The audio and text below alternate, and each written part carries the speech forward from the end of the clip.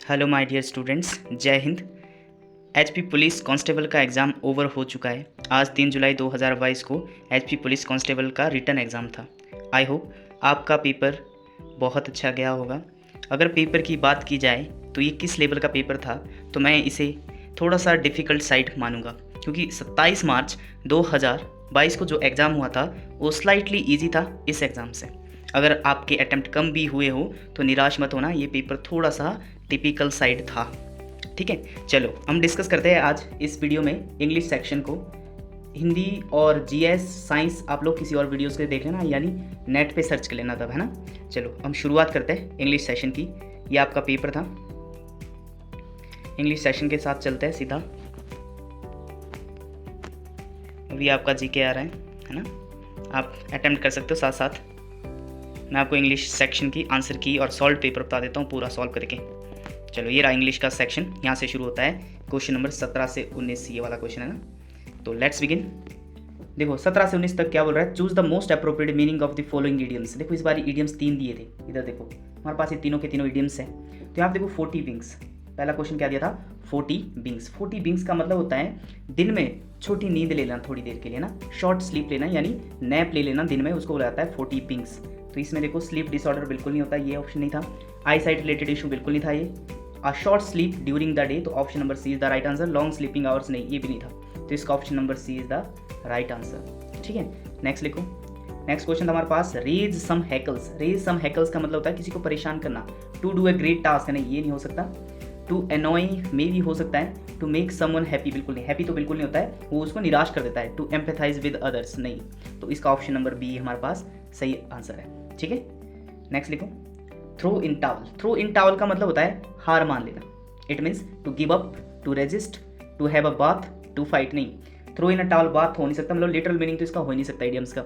To fight लड़ाई करना बिल्कुल नहीं। टू रेजिस्ट किसी को रुकावट बनना नहीं, तो इसका ऑप्शन नंबर सिर्फ यही बच गया, टू गिव अप। मतलब ये था इसका phrasal word, to give up means हार मान लेना। नेक्स्ट लिखो, क्या दिया था क्वेश्चन, फिर से दिए थे, क्या दिए थे, सिनोनिम्स। देखो सिनोनिम्स पूछे थे, ये भी 3 पूछे थे। ऐसा नहीं पूछा जाता था कभी एग्जाम में, 1 या 2 सिनोनिम्स देके निकाला जाता था, ओवरऑल पेपर को बैलेंस किया जाता था। इस बार इन्होंने 3 इडियम्स फ्रेज डाल दिए, 3 सिनोनिम्स एंटोनिम्स डाल दिए। मेरे को लगता है एंटोनियम भी फिर 3 ही होने हैं ना, सिनोनिम्स 3 डाल दिए। शॉक्ड, शॉक्ड का मतलब होता है हताश होना या फिर सरप्राइज हो जाना या फिर किसी बुरी इंटेंशन। तो पैसिफाइड, पैसिफाई तो बिल्कुल काम करना हुआ, शांत करना हुआ, तो ऑप्शन ए नहीं हो सकता। फैसिनेट ये बिल्कुल नहीं हो सकता, फैसिनेट। इम्पीडेड रुकावट बाधा डालना किसी का, ये भी नहीं हो सकता। अपेल्ड, अपेल्ड इसका मतलब भी क्या होता है, थोड़ा सा शॉक्ड टाइप है ना, तो सिनोनिम में पूछा तो सिनोनिम इसका बिल्कुल राइट आंसर है appealed, option number D. Didactic, अगला क्वेश्चन था डिडैक्टिक। डिडैक्टिक का मतलब होता है किसी को मोरल वैल्यूज़ को लर्न करवाना या फिर किसी को टीचिंग करना मोरल वैल्यूज़ की, है ना। डिडैक्टिक किसी को टीच करना। तो फ्राइटनिंग, देखो एनलाइटिंग, एनलाइटिंग का मतलब भी होता है किसी में नॉलेज भरना, है ना, ये हो सकता है। फ्राइटनिंग डरावना होता है, बिल्कुल नहीं हो सकता। डिस्गस्टिंग, डिस्गस्टिंग होती है बेतुक बात करना, तो ये भी नहीं हो सकता है। सेंसेशनल, ये रिलेटेड टू सेंसेशनल इश्यूज होता है ना, तो ये नहीं हो सकता, तो इसका option number A right answer है, सिनोनिम्स। क्लियर। अगला देखो स्पूरियस, अगला है स्पूरियस। स्पूरियस का मतलब होता है जो दिखावटी हो, which is not a real, उसको बोला जाता है स्पूरियस। ठीक है, तो ऑनेस्ट नहीं, ये नहीं हो सकता, ऑनेस्ट इसका नहीं हो सकता है। स्पॉइल्ड, स्पॉइल्ड का मतलब होता है खराब करना। काउंटरफीट हो सकता है। अगला देखते हैं जेन्युइन। देखो यहाँ पे आप कंफ्यूज हो सकते हैं, स्पूरियस का जेन्युइन लगा के आ सकते हैं, लेकिन स्पूरियस का मतलब होता है जो दिखने में जेन्युइन जैसा लगे, है ना, जो दिखने में जेन्युइन जैसा लगा, मतलब वो फेक होता है, नकली होता है। स्पूरियस का मतलब होता है नकली, तो यहाँ पे जेन्युइन नहीं हो सकता। जेन्युइन का मतलब होता है विच इज़ ऑथेंटिक, जो प्रूफ के तौर पर आप यूज़ कर सकते हो, उसको बोलते हैं जेन्युइन। तो यहाँ पे देखो काउंटरफिट इसका राइट आंसर है, जो दिखावटी हो, काउंटरफिट है ना, जो जैसा दिखता है बट होता नहीं है। ठीक है, स्पूरियस का मतलब ये होता है, तो इसका मतलब काउंटरफिट, इसका option number C is the right answer होना चाहिए। नेक्स्ट लिखो, पेंडेमोनियम। पेंडेमोनियम का मतलब होता है शोरगुल। ठीक है, तो नॉइजी इसका सिनोनिम है, लेकिन यहाँ पे पूछा गया एंटोनिम्स, नहीं ये नहीं हो सकता। कन्फ्यूजन नहीं, प्रोटेस्ट शोरगुल के तौर पे आ सकता। तो देखो पेंडेमोनियम का मतलब होता है शोरगुल, तो इसका एंटोनियम चाहिए तो पीसफुल, है ना, तो इसका option number D is the right answer, peace. Next देखो यहाँ पे क्या लिखा है, मॉडेस्टी। मॉडेस्टी का मतलब होता है विनम्र। ठीक है, विनम्र, जो विनम्र स्वभाव के होते हैं। ग्रैंडियर होता है भव्य। सॉवरिटी होती है जिसमें नर्मदा हो। प्रॉप्रिएटी कुछ ऐसा ही होता है, फेयरनेस, तो इसका सिर्फ एक ही ऑप्शन है, ग्रैंडियर, भव्य। मॉडेस्टी से जो भिन्न है। ठीक है, कंसाइज, कंसाइज का मतलब ब्रीफ, तो इसका हमने एंटोनियम पूछना था, तो लेंदी हो सकता है। एब्रिज, एब्रिज का मतलब होता है टू शॉर्टन, काट के कम करना, ब्रीफ भी कम होता है, लैकोनिक होता है जो कम बातें करता है, तो ये भी नहीं हो सकता है। तो इसका एंटोनिम पूछा था कंसाइज का, तो कंसाइज होता है बिल्कुल शॉर्ट में, बिल्कुल कंसाइज तरीके से, और इसका लेंथी क्या हो गया एंटोनिम। ठीक है, तो इतना टफ भी नहीं था, जिसको वर्ड वोकैब थोड़ी सी अच्छी नॉलेज थी वो कर सकता था इसको, है ना। चलो यहाँ पे देखो जरा 26 से 29 क्या होगा, fill in the blanks with the most appropriate word. Okay, we must not shy dash dash taking risk in life. अब देखो ये कुछ ऐसा क्वेश्चन था जिसको थोड़े बहुत फ्रेजल वर्ब यानी फिक्स प्रपोजिशन आते थे, वो इसको कर लेता। We must not shy away from, shy away from होता है टेकिंग द रिस्क, मतलब नहीं घबराना चाहिए, शाई अवे फ्रॉम। ठीक है, यहाँ पे option number C right answer था। ठीक है, कहीं विद के साथ गए हो, इधर जिस स्टूडेंट ने लगाया वो विद लगा के आया, लेकिन नहीं, इसका अवे फ्रॉम था, शाई अवे फ्रॉम, है ना। नेक्स्ट देखो 27 क्वेश्चन क्या था, due to her illness she could not finish the work in time. ये हमारे पास फ्रेजल वर्ब होता है, या फिर ऑन टाइम, ये सही था। ठीक है, देखो बाय टाइम होता है, जैसे सपोज दैट सप्ताह के अंत तक, आया समझ, सप्ताह के अंत तक, महीने के अंत तक, या फिर दिन के अंत तक, साल के अंत तक, तो वहाँ पे बाय टाइम लगाते हैं आप लोग, बाय टाइम। ठीक है, लेकिन इसने ऐसा कुछ नहीं दिया है आगे इंडिकेशन कि बाय टाइम लगाना है यहाँ पे सीधा बोला कि ड्यू टू हर इलनेस। ठीक है, उसके बीमार होने के कारण she could not finish the time work on time होना चाहिए यहाँ पे, तो ऑप्शन नंबर डी के साथ जाना बेटर है यहाँ पे। The police was directed to dash dash is business dealing. ठीक है, छानबीन करना, छानबीन के लिए हमारे पास यही आता है लुक इनटू। लुक इनटू का मतलब ही होता है छानबीन करना। लुक ऑन या अपॉन या लुक डाउन, इसका मतलब है किसी को अपने से नीचे देखना। ठीक है, लुक टू का मतलब होता है देखभाल करना, और लुकअप का मतलब होता है कोई चीज़ यदि आप बुक में ढूंढ रहे हो या फिर डिक्शनरी में ढूंढ रहे हो किसी वर्ड का मीनिंग, उसको बोलते हैं लुकअप। ठीक है, लुकअप। और लुक इनटू का मतलब किसी के बारे में छानबीन करना, तो जब भी हमारे पास पुलिस से रिलेटेड कोई मामला है तो उसके लिए आप लुक इनटू का प्रयोग कर सकते हो। ठीक है, नेक्स्ट लिखो, despite the injuries Neeraj manage to dash dash the gold medal in the tournament. देखो इंजरीज होने के बाद, नीरज है ना, नीरज चोपड़ा का नाम आपने सुना था, है ना, गोल्ड मेडल मिला था उसको जहाँ पे भी मिला था। ठीक है, despite the injuries Neeraj manage to pull out. Pull out का मतलब होता है बाहर निकालना, है ना, पीछे खींच लेना।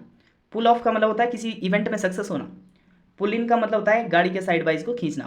पुट इन कुछ और होता है ना, तो यहाँ पे देखो पुल आउट नहीं हो सकता है, पुल ऑफ, इसमें पुल ऑफ सही आंसर है। Despite the injuries Neeraj manage to pull off the gold medal in the tournament, है ना, पुल ऑफ का मतलब सक्सीड हो जाना।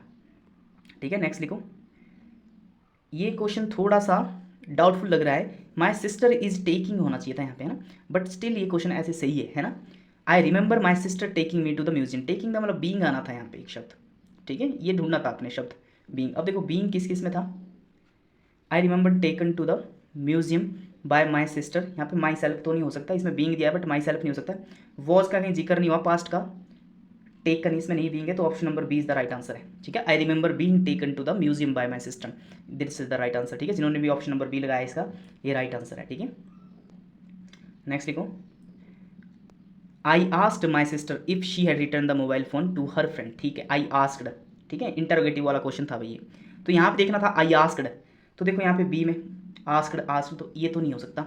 ठीक है, क्योंकि डायरेक्ट में हम लोग आस्क नहीं लगा सकते, तो बी और डी तो सीधे ही सीधे कट गए। ठीक है, तुम्हारे पास बच्चा सिर्फ ए ऑप्शन और सी ऑप्शन।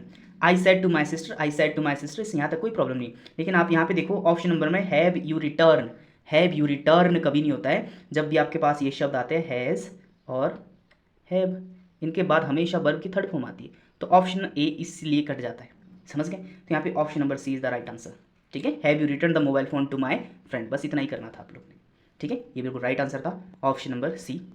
लास्ट क्वेश्चन देखो जरा आज का, where will you be tomorrow she said in case I have to call you. देखो where will you be tomorrow, अगर आपको थोड़े से टूल्स पता हो तो आपको इतना बताया गया था कि अगर बिल लगाए तो इसको वुड में कन्वर्ट कर देना है जब हमारे पास रिपोर्टिंग वर्ब पास्ट में हो। यहाँ देखो रिपोर्टिंग वर्ब आपकी पास्ट में शी सैड लिखा है, तो इसमें ढूंढना पहले कि कहाँ पे वुड लगाया गया, शी इनक्वायर्ड, शी आस्क्ड या फिर शी सैड टू हिम। ठीक है, यहाँ देखो वेयर था लिखा हुआ, वेयर का वेयर ही आना था। ठीक है, तो वेयर अबाउट्स कहाँ लिखा है, वेयर अबाउट्स तो दिया ही नहीं, ऑप्शन नंबर ए तो सीधा ही कट गया। She asked where he would, ठीक है, यहाँ पे ही वुड लिखा है। She asked him where he will तो बिल रहना था, तो ऑप्शन नंबर सी भी कट गया, ए भी कट गया। अब बचा हमारे पास D, she said to him where he would be tomorrow. अब देखो टुमारो को इसने कन्वर्ट नहीं किया है, टुमारो को करना था कन्वर्ट नेक्स्ट डे में, तो ये भी नहीं हो सकता। तो हमारे पास सिर्फ इतना ही बचा, option number B, she asked where he would be the next day in case she had to call him. तो यहाँ पे ऑप्शन नंबर हमारे पास बी आना था, option B is the right answer. She asked where he would be the next day in case she had to call him. ठीक है, तो ये था आपका पूरा का पूरा पेपर। मुझे तो नहीं लगा इतना ज़्यादा टफ, अगर आपको टफ लगा होगा, लेकिन स्टूडेंट से मेरी बात हुई, उन्होंने बोला कि टफ है पेपर, लेकिन ऐसा कुछ भी नहीं है पेपर, है ना। अगर आपने हल्का फुल्का पढ़ा होगा तो इसमें थोड़ी सी वोकैब ज़्यादा पूछ ली थी इन्होंने, है ना। 3 सिनोनियम्स, 3 एंटोनियम्स और 3 वन वर्ड सब्स्टिट्यूशंस, है ना। वन वर्ड सब्स्टिट्यूशन नहीं आए थे, इडियम्स आए थे, ठीक है। तो ये पूरा पूरा पेपर था इंग्लिश का। इसके बाद मैं आपको मैथ्स का पेपर भी दे दूंगा, है ना। इतना टफ नहीं था। अब देखो, अगर आपने बना लिया है पेपर, है ना, अच्छा गया होगा आपको तो बहुत अच्छी बात है, ठीक है। अब रेस्ट करो, नेक्स्ट सॉल्यूशन आप मैथ्स का देखना, ठीक है। ठीक है, thank you, have a nice day.